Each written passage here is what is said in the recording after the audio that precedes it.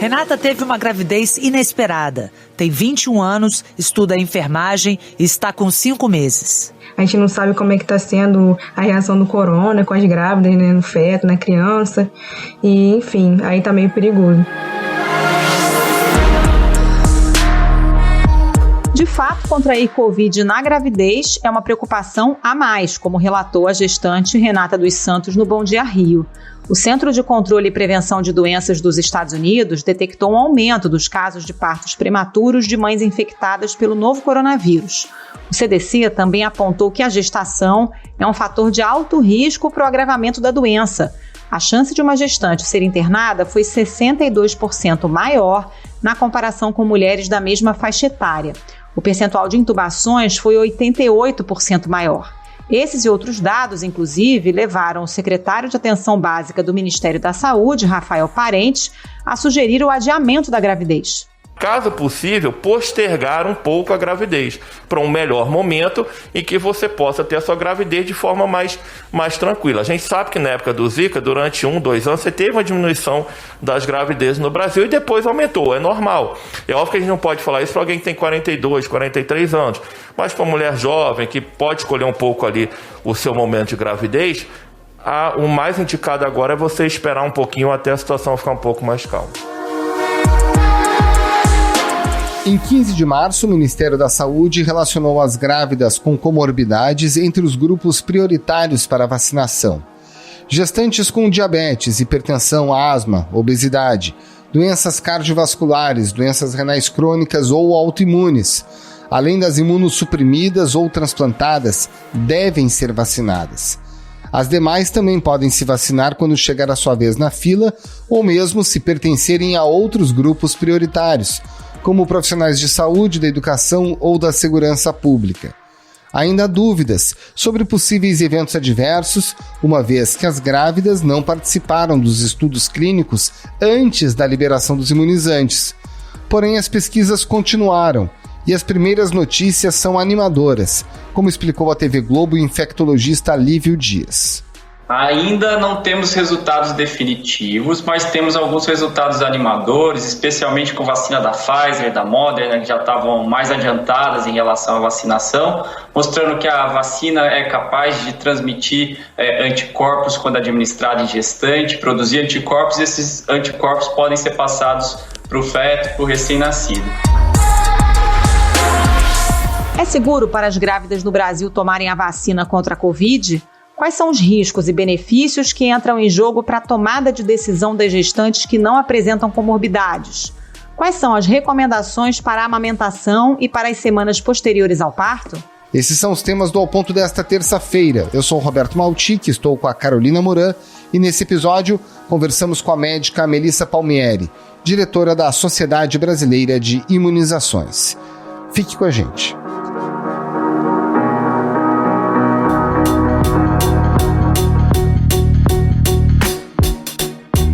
Doutora Melissa Palmieri, ainda que não tenhamos os dados mais robustos relacionados ao uso das vacinas em mulheres grávidas, pode-se dizer que é seguro e que também é recomendável, inclusive, que as gestantes se imunizem contra o novo coronavírus? Sem dúvida, Roberto. Embora tenhamos vacinas que ainda não temos muitos dados como gostaríamos com outras vacinas, que eu vou dar o exemplo, a da gripe, a de hepatite B, a de coqueluche, que já temos dados vastos e a importância de vacinar, nós hoje entendemos que pela plataforma dessas vacinas serem vacinas inativadas, por algumas, por exemplo, vou dar o exemplo da Coronavac, é considerado categoria B, que é aquela onde tem estudos em animais que não demonstraram risco em feto, embora não tenha ainda estudos em grávidas que estão acontecendo, é essencial protegermos este grupo que são as gestantes e as puérperas. Agora, doutora, existe uma preocupação muito grande no mundo em relação a alguns efeitos adversos, por exemplo, da vacina Oxford AstraZeneca, relacionados à trombose, e a gravidez, de alguma forma, também aumenta esse risco de trombose. Como é que a gente deve lidar com essa preocupação específica das gestantes em relação a essa vacina, que é uma das distribuídas no Brasil? Olha, Roberto, você tocou num ponto que é muito importante, não só para as grávidas. Eu tenho escutado muito, não vou me vacinar por causa do risco de trombose. E o fato é que as vacinas aprovadas, e aqui eu vou colocar inclusive com o lastro da Anvisa, que é uma agência regulatória extremamente técnica e séria, elas são seguras, né? A Agência de Medicamentos da União Europeia confirmou hoje que a vacina desenvolvida em parceria da Universidade de Oxford com a farmacêutica AstraZeneca é segura e eficaz no combate ao coronavírus. O órgão regulador analisou a suspeita de formação de coágulos em pacientes que receberam a vacina.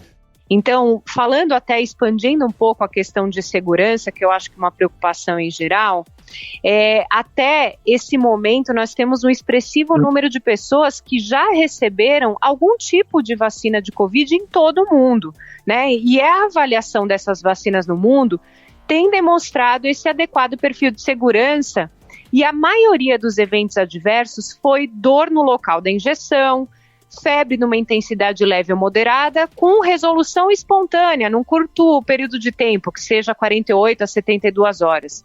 Outros eventos foram cansaço, dor muscular, dor de cabeça, que também foram relatados numa menor frequência.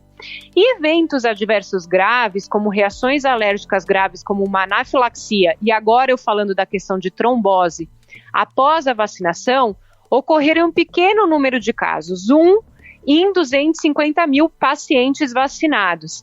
E não foi constatado nenhum óbito. Em relação às vacinas utilizadas no Brasil, tanto a Coronavac como a Covishield, que é a da AstraZeneca, Fiocruz, também se mostraram seguras, né? E foram relatados poucos eventos adversos. Então, eu acredito que o medo é realmente de se expor a este vírus. O risco de trombose por doença a esse vírus é muito maior.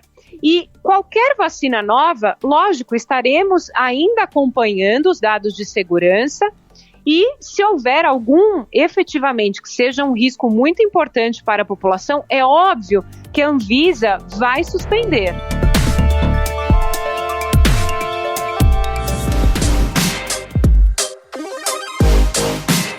Doutora, que tipo de complicação as gestantes com Covid podem ter?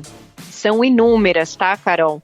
Nesse 1 ano de pandemia, temos visto algumas gestantes evoluindo com hospitalização e gravidade, necessitando de intubação, e também nós falamos de complicações até com relação ao parto, partos prematuros, por exemplo. Então, nós entendemos que nesses desfechos negativos ao qual ela está exposta, a melhor estratégia, além das usuais, né, que nós já estamos acostumados e falando há tanto tempo, do distanciamento, da higienização das mãos, utilização de máscaras, é essencial que grupos que tenham, as mulheres que estejam grávidas, possam utilizar do benefício da vacinação para prevenir esses desfechos graves. Doutora, lá na primeira onda da pandemia, a gente não ouvia com tanta ênfase falar sobre o agravamento de Covid em gestantes, né? Esse assunto surgiu com mais força agora na segunda onda. Tem alguma evidência de que as novas cepas são mais agressivas nas gestantes? Ou simplesmente a gente está vendo um reflexo do número de pessoas infectadas, e aí claro que temos gestantes no meio e o número de mortes acaba aumentando pela expansão mesmo do vírus em toda a sociedade? Carol, é lógico que nós da área técnica, né, nós médicos ou cientistas, a gente gosta de publicações científicas para te dar certeza, né, nesses questionamentos. Mas é muito bem colocada essa segunda parte que você mesmo fez na pergunta. Ou seja, quando a gente aumenta, nós temos uma cepa, né, que a gente chama variante de preocupação, essas novas, que produzem uma maior carga viral, tem uma maior transmissibilidade. Nós temos visto no público em geral, mais pessoas jovens evoluindo grave, necessitando de uma hospitalização, internando e eventualmente uma UTI, alguns até evoluindo para a morte. E nesse sentido, nós entendemos que as gestantes começam a fazer parte desse grupo. Não existe ainda um estudo específico que tal variante é pior para a grávida, mas sim faz sentido esse racional do que essas cepas novas de preocupação têm causado globalmente. E no caso aqui, nós temos no Brasil uma circulação muito importante da cepa britânica e a brasileira. E aí, nesse contexto, considerando que as gestantes ficam mais vulneráveis às formas graves, isso acaba gerando também um fator adicional de preocupação com esse público específico. É por aí? Exatamente, Roberto. O raciocínio, por enquanto, eu digo que tudo com relação à Covid, por enquanto que sabemos, tem se pautado nessa, eu diria, hipótese, né? Então, isso é importante. E nós sabemos também, vamos pegar um outro paralelo. No início da pandemia, isso geral, inclusive a gestante, que sempre teve medo, né, por exposição a várias infecções, elas ficaram totalmente reclusas, né? Porque tem aquela memória da pandemia, né, de 2009, o H1N1, e a gente teve muita morte. Nos últimos 5 dias, o número de casos confirmados da nova gripe triplicou no Brasil. Então, acredito que quando começou toda a história do coronavírus, as grávidas ficaram reclusas mesmo. E agora, no evoluir da carruagem que a gente fala, né, no andamento dessa pandemia, nós tivemos conhecimentos de que tem que utilizar máscara, reduzir o risco aí de exposição a uma pessoa fazendo o distanciamento. Eventualmente, as grávidas, sabendo um pouquinho, começaram a se expor um pouquinho mais agora. Então, existem todos esses fatores. E no caso das grávidas que tenham, além da gestação, uma outra comorbidade, né, associada, como obesidade ou doença cardiovascular, diabetes, nesse caso é ainda mais preocupante, né? Carol, você tocou num ponto essencial. Essas comorbidades fazem o risco aumentar demais, e isso em extremo na mulher gestante.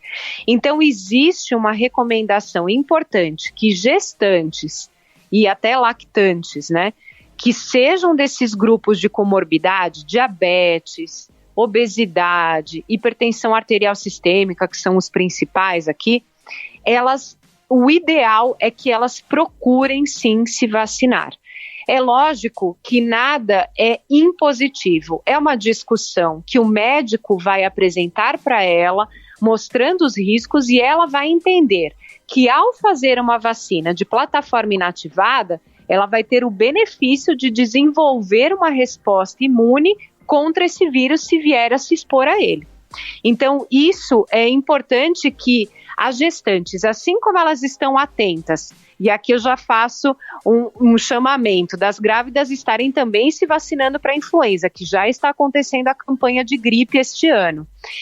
Estejam em dia com vacinações como hepatite B e coqueluche, que elas estejam atentas a também esta prevenção.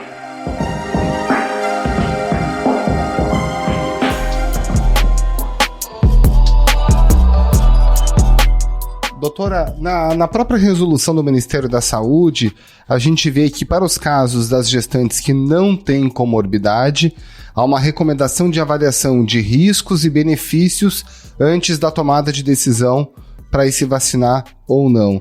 Como é que se faz essa medida de riscos e benefícios da gestante que não tem a comorbidade? Olha, as mulheres no período gestacional experimentam importantes adaptações no seu organismo para proporcionar adequada nutrição e oxigenação do feto. Então, sendo conhecida a predisposição a essas infecções virais nesse período. Os estudos comparando o comportamento da COVID em mulheres no ciclo gravídico puerperal com mulheres não grávidas apontaram que gestantes que adquiriram o vírus SARS-CoV-2 desenvolveram sintomas dessa infecção, apresentando maior risco de necessidade de internação hospitalar, de desenvolvimento de quadros graves, com admissão, inclusive, em unidade de terapia intensiva, evoluindo até com insuficiência respiratória, necessitando até de uma ventilação invasiva. E, consequentemente, um maior risco, infelizmente, de mortalidade. Além disso, do ponto de vista obstétrico, observou também taxas mais elevadas de parto pré-termo e partos operatórios. No Brasil, os dados divulgados pelo Ministério da Saúde apontaram que a infecção pelo SARS-CoV-2 foi a principal causa de síndrome respiratória aguda grave em grávidas no 3º trimestre. E a taxa de mortalidade, especialmente na concomitância de comorbidades como diabetes, hipertensão, obesidade, como eu já falei com a Carol. E foi isso de uma forma muito elevada, foi muito assustador. Então, no Brasil, tem-se observado um elevado número de mortes por Covid em mulheres nesse ciclo gravídico puerperal. Portanto, os dados nacionais e internacionais disponíveis até hoje permitem afirmar que as mulheres durante o ciclo gravídico puerperal fazem parte do grupo de maior risco de complicação da Covid e de óbito materno e de desfechos obstétricos desfavoráveis. Então, é importante afirmar que esse é um problema grave em países com menor poder aquisitivo. Até o momento, 75% das mortes maternas ocorridas no mundo ocorreram, infelizmente, no Brasil. Então, o Ministério da Saúde, ele leva isso como uma preocupação e faz essa recomendação. Doutora, falando sobre os efeitos da Covid no bebê, a senhora já falou que aumenta a incidência de parto prematuro, né? Mas tem alguma evidência, por exemplo, de que a Covid, no estágio inicial da gestação, possa causar algum tipo de malformação, como a gente viu no caso do Zika vírus, por exemplo? Ainda não temos dados, Carol, com relação a isso. Talvez com o passar aí de um pouco de mais tempo, estamos observando dados. Agora, o que eu posso falar, não da doença sim, da vacina, que é interessante, já existem relatos de descrições, né, relatos científicos, de dosagem de anticorpos da mãe que se vacinou e que foi detectado em cordão umbilical e também no bebê. Então, eu acho que, apesar de eu não ter essa informação que você solicita, eu tenho uma informação boa do outro lado da história. A Pfizer e a BioNTech começaram a testar em mulheres grávidas a vacina que desenvolveram. As empresas planejam aplicar as 2 doses entre a 24ª e a 34ª semanas de gestação em 4.000 voluntárias nos Estados Unidos, no Brasil e mais 7 países. A gente sabe que ainda crianças e adolescentes não são grupos que terão a prioridade por questões próprias do que nós já sabemos um pouco sobre a infecção. Nós sabemos que eles não são detentores daquele receptor ACE2, eles têm uma quantidade muito baixa e a repercussão neles, que bom, né? Graças a Deus é menos grave. Então eles são sim ainda focos que estão já várias vacinas sendo estudadas nesse grupo, inclusive de lactentes, ou seja, bebezinhos, mas ainda não são grupos. Então, enquanto pudermos vacinar as mães, esses anticorpos passarem, que é o racional que já sabemos e conhecemos, com vacinas como gripe, coqueluche, por que não utilizar esse benefício, embora ainda não tenhamos tantos trabalhos como gostaríamos dessas outras vacinas que já são utilizadas há muito tempo, mas que já temos alguns relatos devagar aparecendo. Doutor, e no caso das puérperas, aquelas que tiveram bebê há pouco tempo, também tem indicação de vacinação e até que momento, né? Quanto tempo depois do parto?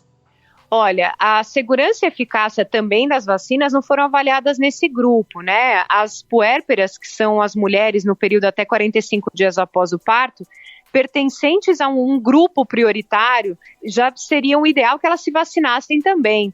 Então, é importante porque algumas, e aí eu já pego puérperas, algumas conseguem fazer o aleitamento materno exclusivo, outras não, mas aí a gente já também expande isso para o grupo de lactantes, e aí o que eu acho importante falar nesse grupo é, quem puder que faça o mais precoce possível, né, se previna, e é interessante também porque eu vejo muitas perguntas com as lactantes, eu tenho que parar de amamentar se eu tomar a vacina? Não. Os benefícios da amamentação são infinitamente maiores e com este conhecimento ainda pequenininho que a gente possa transportar esses anticorpos para o bebê, a amamentação não deve ser parada caso essa mulher lactante também receba a vacina. Inclusive os esquemas de doação de leite, todos eles devem ser mantidos e as pessoas devem se vacinar de maneira concomitante, correto? Exatamente, não deve ser interrompido em nenhum momento o aleitamento e até a doação. Então, isso é importante Nós não sabemos ainda quanto tempo esses anticorpos ficam. Estamos aprendendo ainda com essas novas vacinas. O que é importante, o bebê, quando ele recebe anticorpos maternos, esses anticorpos podem durar de 6 meses a menos de 12 meses. Talvez, usualmente, 6 meses a 9 meses. Então, é importante, pelo menos num momento onde o bebê, pela faixa etária, ele é mais imunodeficiente, ele ter o maior aporte de anticorpos maternos possível. A espera por atendimento na porta de uma maternidade aqui de Salvador, ela passou do limite.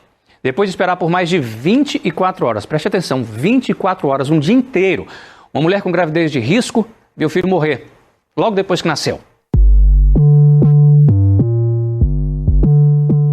Agora, doutora Melissa, o Brasil tem um problema crônico, independentemente de pandemia, no atendimento às gestantes, né? A gente sabe que dependendo da região do país, elas têm dificuldade em encontrar acompanhamento pré-natal. Nessa fase de pandemia, é uma preocupação a mais, quer dizer, a gestante que pode não ter atendimento justamente por causa da superlotação dos hospitais, ou que até fique com medo de procurar um serviço médico e contrair Covid ao sair de casa, é uma camada a mais de preocupação, né? Carol, é muito importante que uma mulher que saiba que está grávida, ou seja, desde o início de detecção dessa gravidez, ela se informe pela Secretaria Municipal de Saúde dela quais são os locais adequados para ela fazer esse pré-natal e, eventualmente, se houver alguma intercorrência nessa gravidez, qual serviço procurar. Então, por ser um serviço essencial, toda a atenção primária, e depois eu digo até a hospitalar, tem que estar sim disponível para essa grávida. É lógico que você tocou num ponto essencial.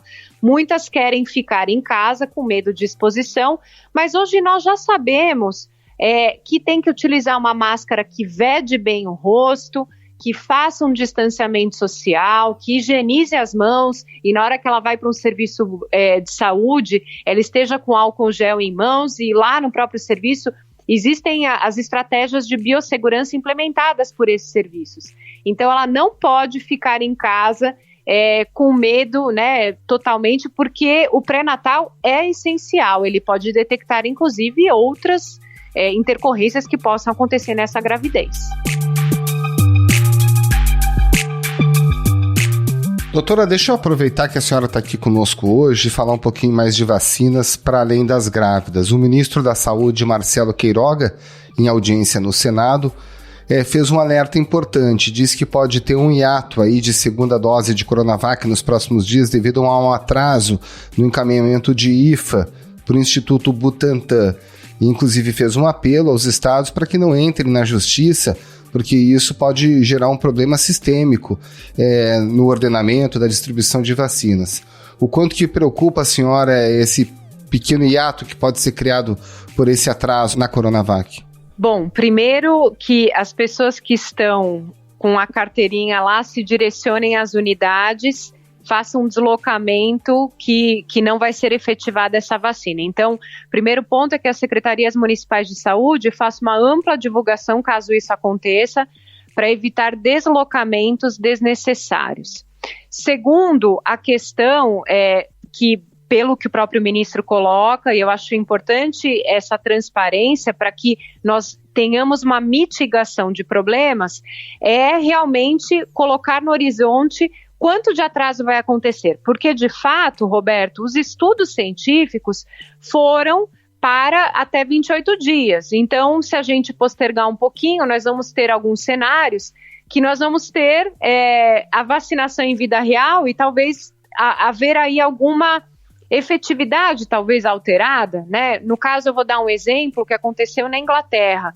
Nós temos que a vacina da Pfizer, ela é 0 e 21 dias, o esquema dela, são 2 doses também. E nós vimos a Inglaterra postergando isso, sem nenhum estudo clínico. Então, isso talvez possa acontecer no Brasil. E a informação principal é que as pessoas, assim que chegar essa remessa da segunda dose, se direcionem para fazer a vacina, por mais que haja postergação. Porque vacina feita não é vacina perdida. Eu creio que muitas pessoas vão ficar preocupadas, vão falar, eu perdi o esquema, eu perdi tudo. Não se perde. O fato é que a gente não tem dados para saber o quanto a gente poderia ficar postergando. Então, que seja feito o mais precoce possível. Doutora, aproveitando também sua presença aqui, a senhora que está acompanhando tão de perto, né, o esquema de vacinação, na sua avaliação, quando é que o Brasil deve conseguir vacinar o grupo prioritário? Porque já tivemos várias estimativas, né, a promessa do governo de que seria no primeiro semestre, agora de que seria até setembro. A senhora acha factível essa meta? Olha, vai ter uma chegada ainda, diria, tímida da vacina Pfizer, né, está chegando. Existem acordos aí, eu acho que, de novo, vai ficar no achismo, porque esses percalços de entrega de IFA está impactando demais o nosso Programa Nacional de Imunização, porque somos muito dependentes da produção da Fiocruz e do Butantan, e eles dependem dessa IFA. Então, eu acredito de um cenário muito mais factível, que o final do ano a gente vai conseguir respirar melhor, tendo um grande número de pessoas vacinadas, ou seja, fazendo os grupos prioritários acontecerem de fato. Doutora Melissa Palmieri, muito obrigada pela participação, bom trabalho para a senhora. Muito obrigada, Carol e Roberto, um excelente trabalho para todos. Para a senhora também, um grande abraço, até mais.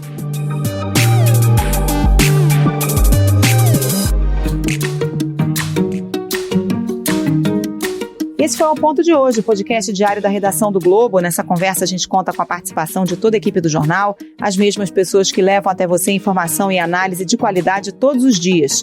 Quer saber mais? Assine o Globo. Acesse assineoglobo.com.br e confira todas as notícias e reportagens especiais. A produção foi do João Pedro Fragoso e a edição é do João Guilherme Lacerda. Tchau. Até mais.